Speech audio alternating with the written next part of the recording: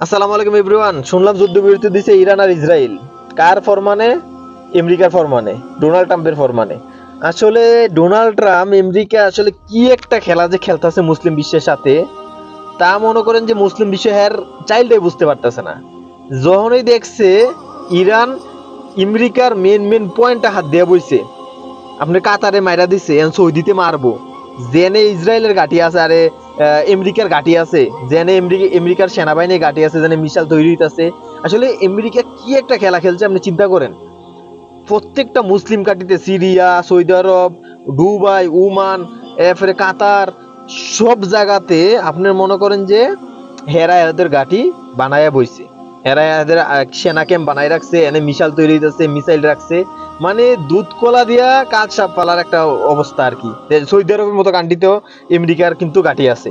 America ঘাঁটি বানায় বই রয়েছে, এনে মিসাইল তৈরি হইতেছে, সবকিছু আছে। মানে কি তুমি যাইবা কইরে ভাই? তুমি গাট্টা লাড়া দিয়ে উঠবা, তোমার দেশের থেকে তোমারে মারবো। এরা এরকম পরিকল্পনা সাজায় রাখছে আমেরিকা। তো যেমনি এই চাইল্ডটা এরা বুঝতে পারছে ইরান এখন ফুল ফর্মে আছে।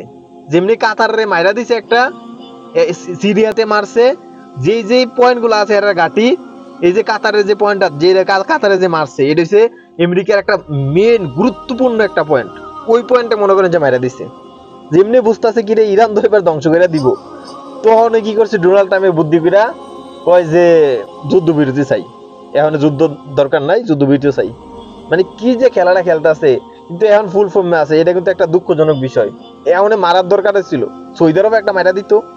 সৌদি আরবে জেদ্দানা কই জানি হেগোর ঘাটি আছে, মাইরা দিত ভালো ছিল। এরপরে মনে করেন যে যে কান্ট্রি গুলো আছে হেগোর ঘাটি আছে, মার গুলো উড়াই দে, সব ফুল ফর্মে আছিল। মারার দরকার ছিল এখানে।